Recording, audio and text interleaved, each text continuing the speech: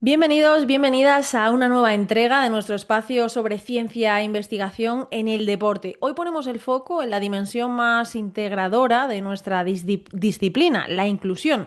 A menudo hablamos de barreras físicas, pero las más difíciles de derribar suelen ser las actitudinales. Y para analizarlo desde la evidencia, nos acompañan hoy Luisa Gámez Calvo, autora de una tesis fundamental sobre este campo, junto a sus directores de investigación de la Universidad de Extremadura, Jesús Muñoz Jiménez y Margarita Gonzalo Delgado. ¿Qué tal?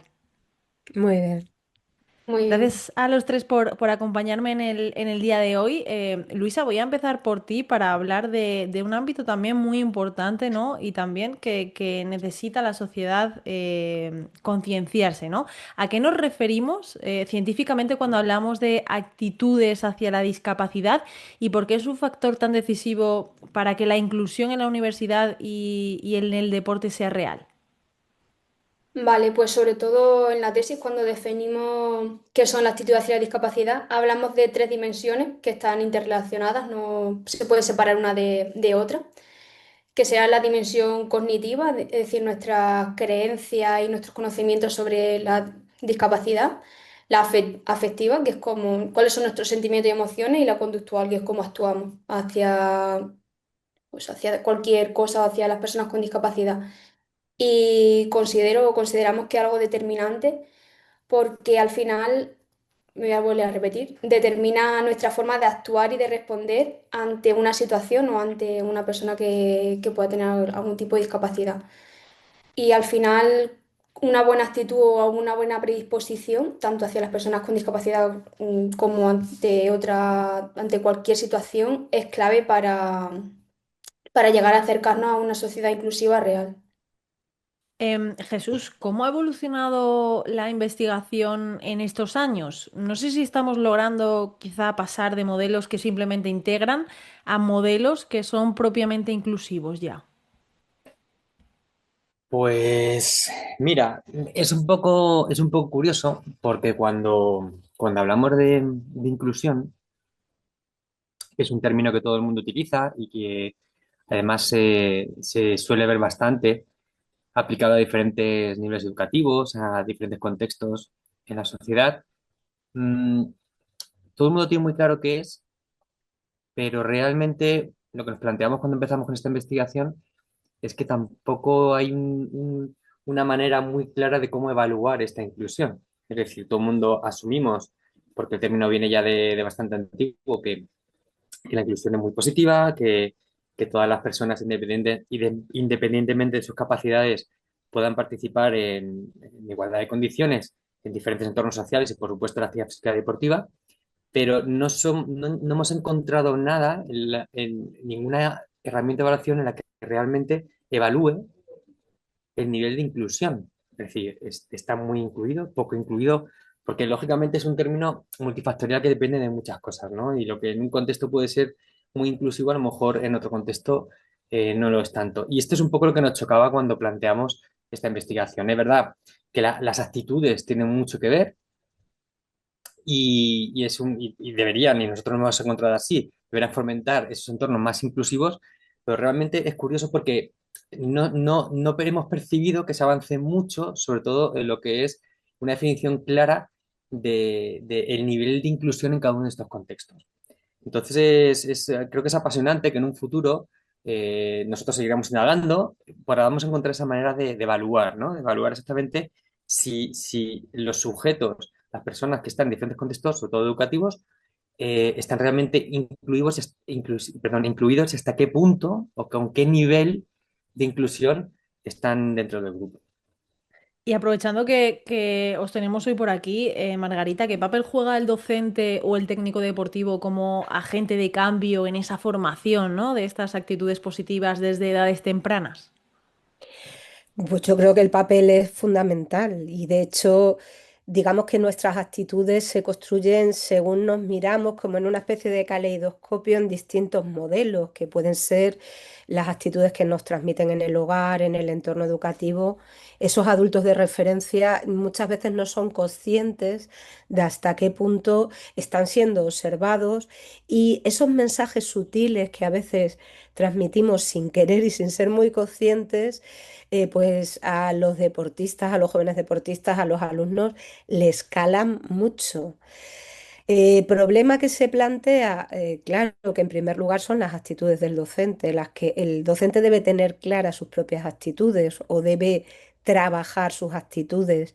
Quizá el sentido que tiene haber enfocado este estudio en el ámbito universitario va mucho de eso, ¿no? De que en la universidad hacemos un esfuerzo, sobre todo en determinadas materias, por transmitir actitudes favorables y sobre todo para hacer entender a nuestro alumnado, futuros profesionales, que estamos hablando de derechos. Esos chicos que quieren iniciarse en un deporte, que quieren permanecer practicando un deporte, a pesar de que tengan limitaciones o que están en el entorno educativo, tienen todo el derecho del mundo a desarrollarse en ese sentido, a desarrollar sus distintas actitudes, su ocio, etcétera, ¿no? Ujú. No sé si he contestado. Sí, sí, sí, totalmente. Indagando un poquito, ¿no? en la tesis, en esos hallazgos centrales, Luisa, em, por así decirlo, es la diferencia entre titulaciones, ¿no? ¿Cómo debe interpretarse que estudiantes de magisterio o terapia ocupacional presenten actitudes más favorables que los de ciencias del deporte en este sentido? Bueno, aquí realmente yo creo que depende de la elección vocacional de la carrera. Muchas veces cuando, bueno, yo soy graduada en ciencia del deporte y cuando te quieres formar en este ámbito no piensas que vayas a llegar a trabajar con personas con discapacidad. De hecho, creo que a pocos estudiantes se nos pasa por la cabeza el ámbito de la actividad física y el deporte adaptado o incluso utilizar la actividad física y el deporte como un medio, como una herramienta para mejorar la vida de las personas con discapacidad o de cualquier otra persona. Quizás lo enfocamos un poquito más a la salud que al otro ámbito. Y sin embargo, en terapia ocupacional o en magisterio de educación infantil, la vocación que tienen, aparte de que quizá el reparto de género de las titulaciones también pueda llegar a influir o la presencia de valores o habilidades blandas dentro de los estudiantes, sí que antes de empezar a estudiar estas carreras sí que han valorado un poco el que se van a enfrentar a trabajar con personas con discapacidad, sobre todo en el ámbito de terapia ocupacional, pero en educación infantil también el hecho de trabajar con niños. Y luego en educación infantil también hay que tener en cuenta que las actitudes que tenemos hacia las personas con discapacidad o los niños pequeños con discapacidad son bastante diferentes, según la literatura científica actual, que las que tenemos hacia personas más adultas. Ujú. Em, También, metiéndonos ya de lleno, seguimos por esta línea, ¿no, Margarita? En tu dirección de esta tesis aparece, si no me equivoco, una idea clave, ¿no? Que es el contacto directo y el aprendizaje experiencial. ¿Por qué esto transforma más que una formación exclusivamente teórica? Hombre, yo creo que al formular la pregunta prácticamente la respuesta viene dada, ¿no? Una primera apreciación que yo haría es que no solo se observan diferencias intergrupos, es decir, entre los estudiantes de educación infantil, los de ciencias del deporte, los de terapia, sino dentro de cada grupo, aquellos que en nuestra biografía tenemos experiencias de convivencia previa con personas que tienen una discapacidad o que son vulnerables en un entorno social por alguna razón, ya en nuestra mochila previa llevamos actitudes más favorables. Em, a ver, muchas veces trabajamos en abstracto y pensamos en qué personas con discapacidad te imaginas cuando piensas en un aula o en un equipo deportivo, etcétera, ¿no? Entonces, muchas veces cuando hablamos de discapacidad y la propia palabra muchas veces arrastra este tipo de significado, buscamos un poco aquellos aspectos relacionados con la limitación que tienen estas personas, con sus dificultades. Al entrenador se le ocurre pensar qué problemas se le pueden plantear en el entrenamiento, a qué tiene que prestar atención, qué tiene que adaptar, etcétera, etcétera. Las personas, sin embargo, una vez que las conocemos de una en una, nos aportan también la otra parte positiva. Las personas personas con discapacidad han aprendido en su vida a superar retos, a relacionarse, bueno, pues desde las dificultades, a ser tolerantes, etcétera, etcétera, ¿no? Y son valores muy bonitos que transmiten. ¿Qué ocurre? Que cuando pasamos de los estudios teóricos a esa interacción práctica, aterrizamos en lo humano y en la parte bonita de cada persona. Entonces, a los estudiantes se les nota mucho. Igual que en algunos casos también nos podemos encontrar con que tuvieran una imagen más idealizada y al llegar al centro educativo empiecen a encontrar dificultades, pues digámoslo de alguna manera, más difíciles de superar o más constantes, etcétera. Pero aún así es cierto que una vez que se conoce a la persona con discapacidad como ser humano en toda su complejidad, tendemos a mirarle pues de una manera mucho más positiva. Ujú. Está claro que es necesario, ¿no? Como tú decías. Jesús, ¿qué herramientas o escalas utilizáis en la Universidad de Extremadura para medir de forma objetiva estas actitudes y saber si un programa de intervención está funcionando realmente? Una fantástica pregunta. Y me parece tan buena porque realmente hay muchos estudios sobre actitudes hacia la discapacidad y también educación física, por supuesto. Y nosotros cuando nos planteamos qué herramienta utilizar, lo que no, lo que evidentemente fuimos a la herramienta que está más validada, ¿no? Que es el cuestionario de actitudes hacia la discapacidad para profesionales, ¿no? Que se hizo en la Universidad de Salamanca hace unos años. Y realmente es un poco la herramienta de referencia, pero la propia herramienta en sí, al ser un cuestionario, ¿no? Es un test que va haciendo diferentes preguntas a las personas, nos podemos encontrar que no siempre refleja, o a nuestro criterio, aunque es una herramienta validada, repito, pero no siempre refleja toda la complejidad, ¿no? que tiene esa actitud hacia la discapacidad en muchas veces los profesionales, ¿no? Lo que sí que es cierto que es bastante sensible para diferenciar entre, como hemos hecho en el estudio, entre las personas que están en formación y ya los profesionales que están trabajando con estas personas.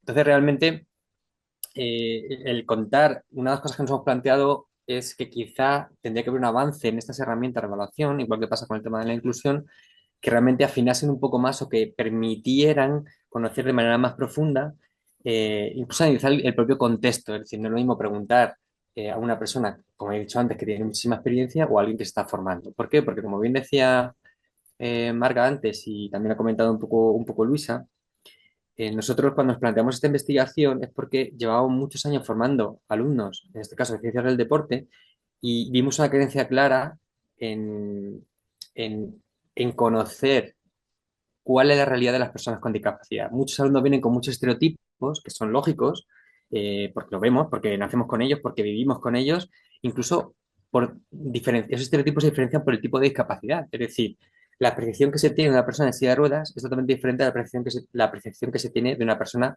ciega o de una persona con síndrome de Down, ¿no? Y es súper curioso porque afortunadamente en los últimos años está evolucionando muchísimo y ya casi todas las campañas, me voy a poner un ejemplo de una asociación de síndrome de Down, que ahora está haciendo una campaña que se llama No soy yo, eres tú. Es muy buena esa frase, porque realmente es lo que nosotros un poco estamos intentando demostrar cuando trabajamos con actividades con nuestro alumnado, y es el hecho que nos demos cuenta que la discapacidad es lo que es, pero que muchas veces son esos estereotipos, ya forma de ver la discapacidad, lo que nos separa, ¿no? De hacer un trabajo inclusivo real. Y, y- y esto creo que nos queda todavía un camino por recorrer, contestando a tu pregunta, y encontrar fórmulas de evaluar tanto las actitudes de una manera más eficiente, repito que la herramienta que hemos utilizado está validada, y también, por supuesto, lo que he comentado, de encontrar una manera de evaluar esa inclusión de una manera mucho más sensible y mucho más eficaz. Pero bueno, yo creo que a partir de trabajos como este que hemos desarrollado, se abre una herramienta muy interesante. Hay bastantes investigadores que están trabajando en ello. Yo creo que de aquí a un tiempo podremos conseguir grandes, grandes resultados. Ojalá y así sea, porque al final es lo que estamos hablando, ¿no? Es muy necesario conocer todo esto. Luisa, tras los resultados del estudio, ¿qué características debería tener un programa universitario realmente eficaz? No sé si es cuestión de duración, de contacto de calidad o de reflexión crítica. Bueno, yo, una de las partes que hemos hecho en el trabajo de la tesis ha sido analizar los planes universitarios, los planes docentes, las competencias que en ellos se mostraban y lo que ocurría un poco en la realidad. Entonces, creo que algo fundamental sería que lo que pone en el plan docente se transforme o se plasme de alguna forma durante la asignatura o durante el transcurso de los cursos universitarios, que sea algo transversal. Al final, si tenemos solo una asignatura que hable sobre cualquier temática, ahora estamos hablando sobre discapacidad, pero sobre cualquier temática, si tenemos una asignatura que cursamos en primer curso, seguramente en cuarto no nos acordemos de nada. Entonces, quizás con con algunas temáticas debería de ser algo que se vea, aunque sea de forma concreta en solo una asignatura, pero que se vea a lo largo de otras de forma transversal. También el tema del contacto directo con personas con discapacidad, que se tenga una mayor oportunidad, una mayor posibilidad de tener este contacto y que el contacto sea de calidad. Por ejemplo, en las prácticas formativas, casi todos nos vamos a centros deportivos. Yo, por ejemplo, hice las prácticas en Aspacia porque era lo que me gustaba y lo que quería enfocarme, pero no todo el mundo tiene esa posibilidad de tener un contacto directo con personas con discapacidad en lo que es su trabajo profesional futuro. Igual ocurre, esta es una diferencia con terapia ocupacional o con el grado de educación infantil, y es que en las dos carreras hay dos periodos de práctica. Y no solo hay dos periodos de práctica, sino que son rotatorios. Entonces, dan la posibilidad a los estudiantes a tener más experiencia y experiencias más diversas. Quizá no nos da tiempo a realmente sentirnos cómodos en ese puesto de trabajo en el que estamos desarrollando nuestras prácticas, pero sí que tenemos una visión más cercana o más real de a lo que nos vamos a enfrentar en un futuro. Entonces, yo creo que eso sería algo determinante y también que el docente que esté impartiendo esa asignatura esté cualificado para darlos, preparado y que quieran dar esa asignatura. Bueno, eso podría ocurrir en cualquier tipo de asignatura, pero que realmente les apetezca.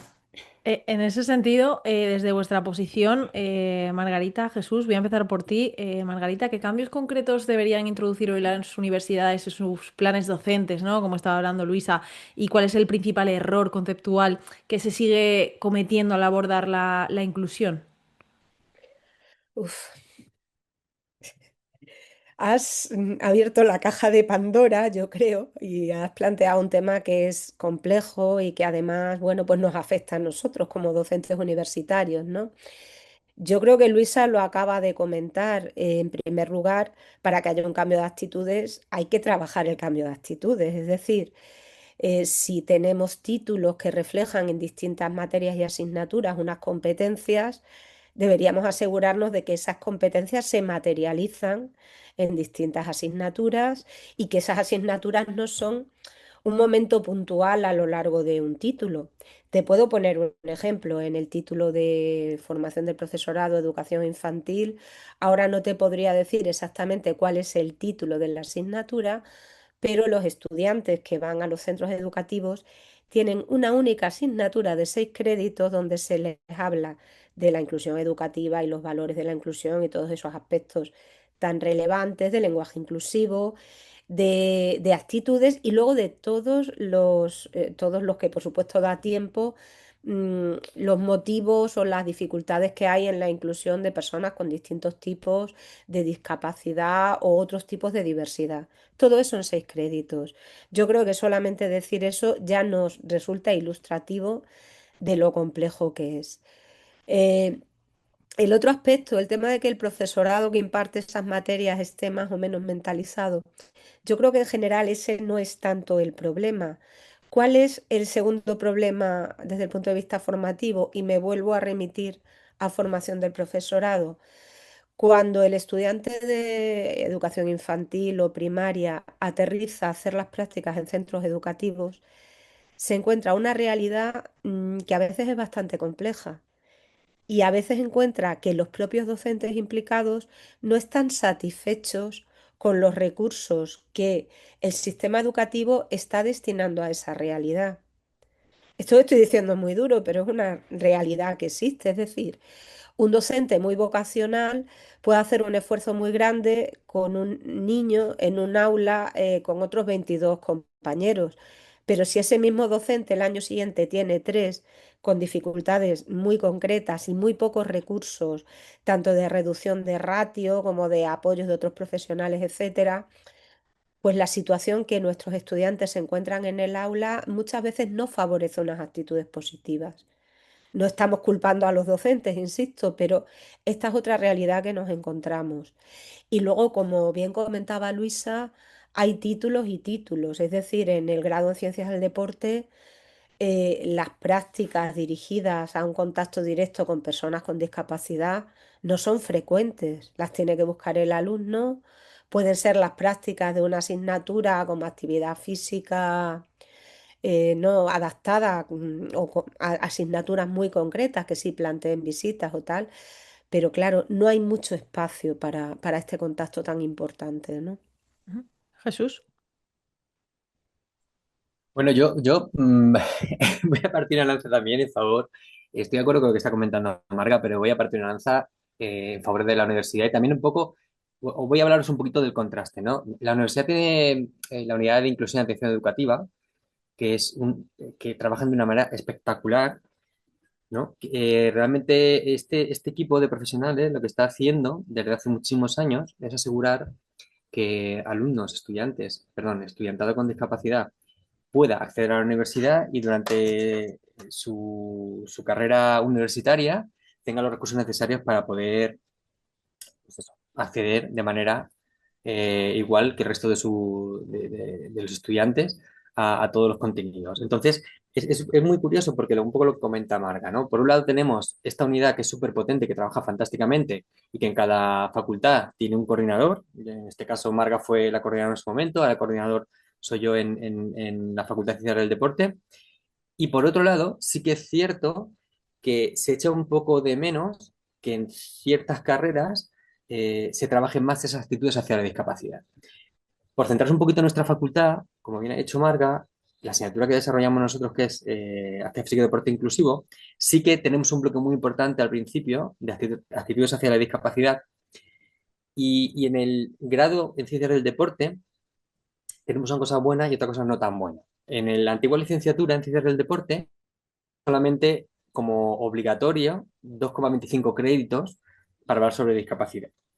Ahora, en el Gran Ciencias del Deporte tenemos 6 créditos, que también siguen siendo poco. Pero, sin embargo, en la licenciatura, aparte tenemos una asignatura optativa, también sobre discapacidad, que con máximo tenía 20 alumnos. Y, sin embargo, la troncal que tenemos en el Gran Ciencias del Deporte, tenemos 90 alumnos. Entonces, como bien dice Marga, si tienes 6 créditos y tienes que trabajar con 90 alumnos, lógicamente, y esta investigación lo ha demostrado, la parte más importante es la experiencia con personas con discapacidad. Pero tú con 20 alumnos de una optativa, como había en la licenciatura, sí puedes generar un montón de actividades experienciales, íbamos a torneos, nos acercábamos a centros. ¿Por qué? Porque es un grupo de alumnos suficientemente manejable para interactuar en esas experiencias con personas con discapacidad. Pero tú lo que no puedes hacer es coger a 90 alumnos y llevarlo, por ejemplo, a trabajar con un grupo de 20 personas con síndrome de Down. ¿Y qué hace? Están 90 alumnos viendo a 20 personas con síndrome de Down. O sea, la diferencia es brutal. Entonces, no es una actividad muy recomendable. Tienes que buscar actividades, por ejemplo, una de las que sí que hacemos en la asignatura es que logramos que aproximadamente unos 40 o 50 alumnos de PROA, del Centro de Educación Especial, vengan a la facultad y en grupos de prácticas de 30 alumnos de nuestra facultad hacen una actividad de 3 horas, 1 hora con cada uno de esos 30 alumnos, entonces ya sí es mucho más compensado y sí que la interacción es mucho más, digamos, eficiente, mucho más enriquecedora para nuestro alumnado y para el alumnado de prueba, ¿no? Porque ellos realmente tienen contacto con personas con discapacidad intelectual y otras discapacidades y ahí sí que se puede generar realmente esas interacciones que creo que afectan positivamente a las actitudes. Esto se hace todos los años, pero claro, lo hacemos durante una sesión, máximo 2, en función de la disponibilidad de los alumnos de prueba y de nuestro propio plan de estudios. Entonces, claro, realmente, por eso digo que es que se ve un poco el doble contraste. Las iniciativas que tienen, por ejemplo, la unidad de inclusión y atención educativa, por un lado, y lo que hacemos en la asignatura, y por otro lado, esa carencia que podemos percibir, como bien dice Marga, en otros contextos donde no todo el profesorado, quizá, universitario me refiero, tiene esas nociones o esa actitud tan positiva como a lo mejor se desearía para poder transmitirlo al alumnado, sobre todo en carreras más vinculadas, como decía Luisa, tanto en terapia ocupacional como en formación del profesorado, como en ciencias del deporte.